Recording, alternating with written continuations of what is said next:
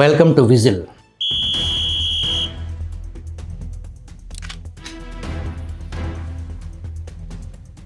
తెలుగుదేశం పార్టీకి చెందిన ఏలూరు ఎంపీ పుట్టా మహేష్ యాదవ్, బీఆర్ఎస్ పార్టీకి చెందిన మాజీ ఎమ్మెల్యే పైలట్ రోహిత్ రెడ్డి తదితరులు తెలంగాణ మొయినాబాద్ ఫామ్ హౌస్లో డ్రగ్స్ పార్టీ సంఘటన రెండు తెలుగు రాష్ట్రాల్లో సంచలన వార్తగా నిలిచింది. సొంత పార్టీ ఎంపీ డ్రగ్స్ సేవించిన వార్తపై చంద్రబాబు సీరియస్ అయ్యారని కొన్ని మీడియా సంస్థలు రిపోర్ట్ చేశాయి. చంద్రబాబు సీరియస్ వార్తపై తెలుగుదేశం పార్టీ సానుభూతిపరుడు, social media influencer Satish Chaganti ఫేస్బుక్లో ఒక పోస్ట్ పెట్టారు. చంద్రబాబు అధికారంలోకి వచ్చి దాదాపు 650 రోజులయ్యింది.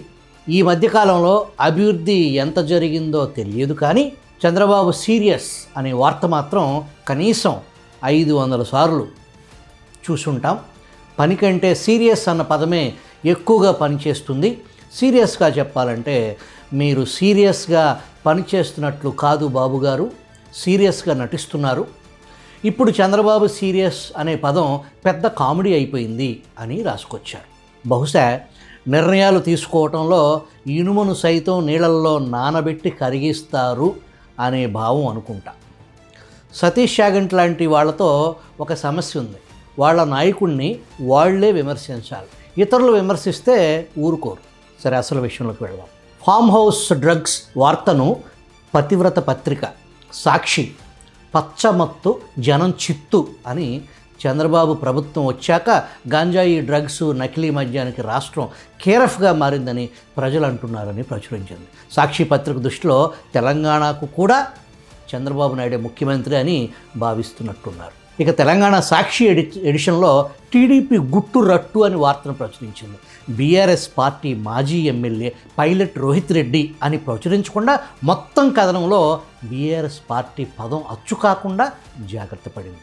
ఇది సాక్షి స్థాయి జర్నలిజం. ఇక మరో రోతపత్రిక సాక్షి అమ్మ మొగుడు బీఆర్ఎస్ పత్రిక నమస్తే తెలంగాణలో ఈ వార్త లేకపోగా డ్రగ్స్ కేసు పేరుట బీఆర్ఎస్పై కక్ష అంటూ అశుద్ధాన్ని వచ్చేసింది. బీఆర్ఎస్ మాజీ MLA pilot Rohit Reddy farm house తొలిసారిగా 2022 అక్టోబర్లో వార్తల్లోకి ఎక్కింది. ఆ రోజు రాత్రి బీఆర్ఎస్ ప్రభుత్వ నిఘా విభాగం సైబరాబాద్ పోలీస్ భారీ ఆపరేషన్ నిర్వహించింది.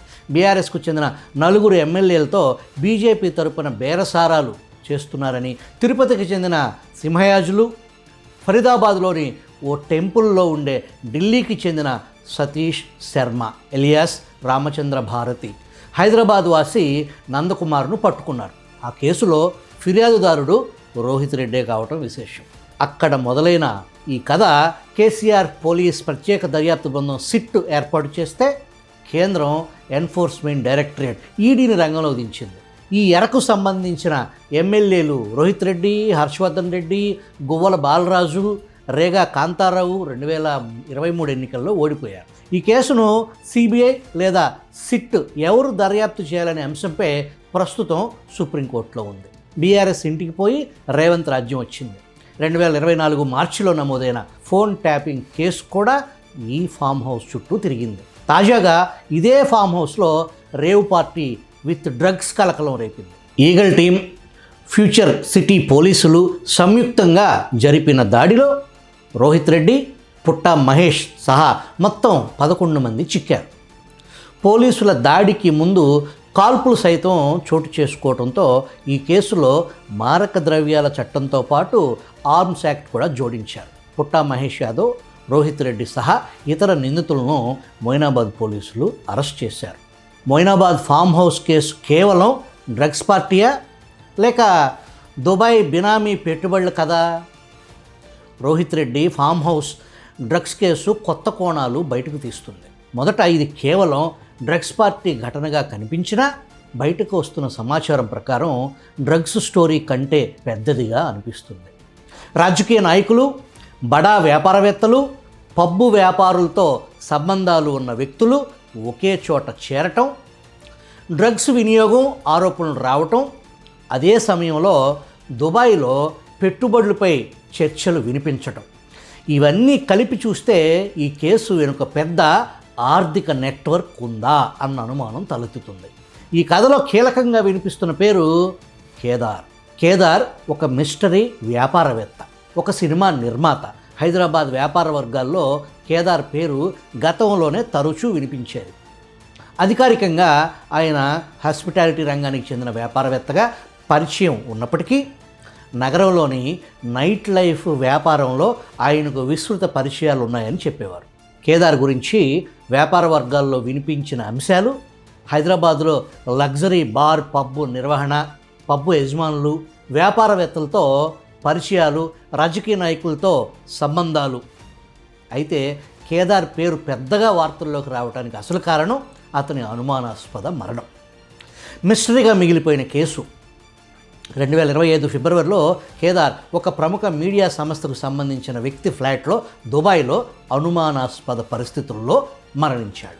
ఆ సమయంలో అనేక ప్రశ్నలు, అతని మరణం సహజమా లేక ఇతర కారణాల వల్ల జరిగిందా, ఆ సమయంలో అక్కడ ఎవరెవరున్నారు అనే ప్రశ్నలకు సరైన సమాధానం దొరకలేదు. అతని మరణం చుట్టూ అనేక ఊహాగానాలు కొనసాగాయి. గత 20 సంవత్సరాల్లో హైదరాబాద్ నగరం వేగంగా అభివృద్ధి చెందింది. ఐటీ రంగం పెరగడంతో పాటు నగరంలో పబ్, నైట్ లైఫ్ సంస్కృతి బాగా విస్తరించింది. పబ్ వ్యాపారం, ఈవెంట్ మేనేజ్మెంట్, రాజకీయ నాయకుల రియల్ ఎస్టేట్ పెట్టుబడుల బంధం పెనవేసుకుపోయింది. ఈ నేపథ్యంలో కేదార్ పేరు రాజకీయ, వ్యాపార వర్గాల్లో గట్టిగా వినిపించింది. హైదరాబాద్లో ఒక పెద్ద గేటెడ్ కమ్యూనిటీ ఉంది. అందులో మెజారిటీ రాజకీయ, సినిమా రంగం, బడా వ్యాపారులకు సంబంధించిన 420లు, బ్రోకర్లకు అది పెట్టింది పేరు. ఇది 2 తెలుగు రాష్ట్రాలకు సంబంధించిన అంశం. ప్రపంచ స్థాయి అక్రమార్కుల స్వర్గధామం దుబాయ్ రియల్ ఎస్టేట్ పెట్టుబడులు, హోటళ్ల వ్యాపారం, అమెరికా అధ్యక్షుడు ట్రంప్ కుమారుల పెట్టుబడుల జడివాన కూడా దుబాయ్లోనే కురుస్తుంది. అదేవిధంగా భారత పెట్టుబడిదారులకు దుబాయ్ ప్రధాన గమ్యస్థానంగా మారింది. దానికి ప్రధాన కారణాలు పన్నుల సడలింపులు, రియల్ ఎస్టేట్ మార్కెట్ వృద్ధి, పెద్ద ఎత్తున టూరిజం, వ్యభిచారం అడ్డాగా ఉండటం, విదేశీ పెట్టుబడులకు అనుకూల విధానాలు. భారతదేశం నుంచి అనేక మంది వ్యాపారవేత్తలు దుబాయ్లో ఆస్తులు కొనుగోలు చేశారు. కొందరు రాజకీయ నాయకులు, సినీ ప్రముఖులు, వ్యాపారవేత్తలు తమ పెట్టుబడులను దుబాయ్లో పెట్టారనే ప్రచారం జరుగుతూనే ఉంది. ఈ పెట్టుబడులకు మధ్యవర్తులుగా పనిచేసే నెట్వర్కులు కూడా ఉన్నాయి. తెలంగాణ సీఎం రేవంత్ రెడ్డి ఆరోపణల ప్రకారం బీఆర్ఎస్ నేత కేటీఆర్ బినామీగా కేదార్ వ్యవహరించారని అప్పట్లో రేవంత్ రెడ్డి సంచలన ఆరోపణలు చేశారు. ఇప్పుడు మొయినాబాద్ ఫామ్ హౌస్ ఘటన కొత్త ప్రశ్నలు చర్చకొస్తున్నాయి. ఈ కేసు దర్యాప్తు లోతుగా జరిగితే డ్రగ్స్ నెట్వర్క్, వ్యాపార సంబంధాలు, దుబాయ్ పెట్టుబడుల వ్యవస్థ వంటి అంశాలు కూడా బయటపడే అవకాశం ఉందని కొందరు పరిశీలకులు భావిస్తున్నారు. డ్రగ్స్ కేసు నిందితుడు, తెలుగుదేశం పార్టీకి చెందిన ఏలూరు పార్లమెంట్ సభ్యుడు పుట్టా మహేష్ యాదవ్కు జాతీయ రహదారుల సంస్థలో కీలక పదవిలో ఉన్న అదే సామాజిక వర్గానికి చెందిన వ్యక్తి ద్వారా సుమారు 10,000 కోట్ల రూపాయల కాంట్రాక్టు పనుల ముచ్చట కూడా ఈ భేటీలో వచ్చిందని విశ్వసనీయ సమాచారం. ఎన్నికలకు ముందు పుట్టా మహేష్ యాదవ్ మకాం దుబాయ్ అని చెబుతారు. మహేష్ బాబుకు గట్రాలు చాలానే ఉన్నాయని చెప్పుకుంటారు. టీడీపీ సీనియర్ నేత యనమల రామకృష్ణుడు కుమార్తె భర్తే పుట్టా మహేష్ యాదవ్. తన అల్లుడికి ఏలూరు ఎంపీ టిక్కెట్ ఇప్పించడంలో యనమల కీలకంగా పనిచేశారని చెబుతారు. నారా లోకేష్ ఆశీస్సులతో యనమల కోరిక తీరిందని చెబుతారు.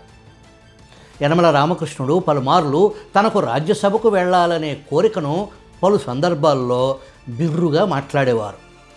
అల్లుడు నిర్వాకంపై ఆయన స్పందించాలని, కనీసం అక్కడున్నది నా అల్లుడు కాదు, ఇదంతా ఏఐ క్రియేషన్ అనైనా చెప్పాలని పలువురు కోరుకుంటున్నారు.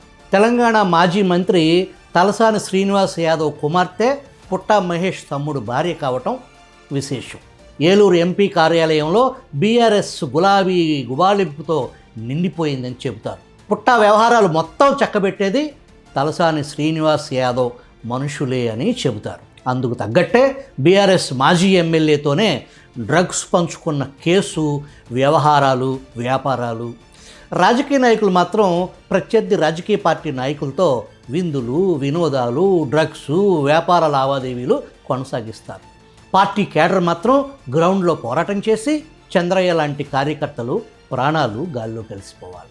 ఈగల్ టీం తనిఖీల కోసం ఫామ్ హౌస్ లోపలికి ప్రవేశిస్తున్న సమయంలో కేటీఆర్ను వేరే మార్గం ద్వారా బయటికి పంపించే ప్రయత్నంలో భాగంగా ఈగల్ టీం దృష్టి మరల్చడానికి పైలట్ రోహిత్ రెడ్డి ముఠా కాల్పులు జరిపిందనే వార్త పెద్ద ఎత్తున వైరల్ అవుతుంది. మొయినాబాద్ ఫామ్ హౌస్లో నిజంగా ఏం జరిగింది? కేవలం డ్రగ్స్ పార్టీయా లేక దుబాయ్లో కోట్లాది రూపాయల పెట్టుబడులపై జరిగిన పంచాయతీయా? కేటీఆర్ అక్కడి నుంచి పారిపోయారా? ఈ ప్రశ్నలకు సమాధానం చెప్పాల్సింది దర్యాప్తు సంస్థలే.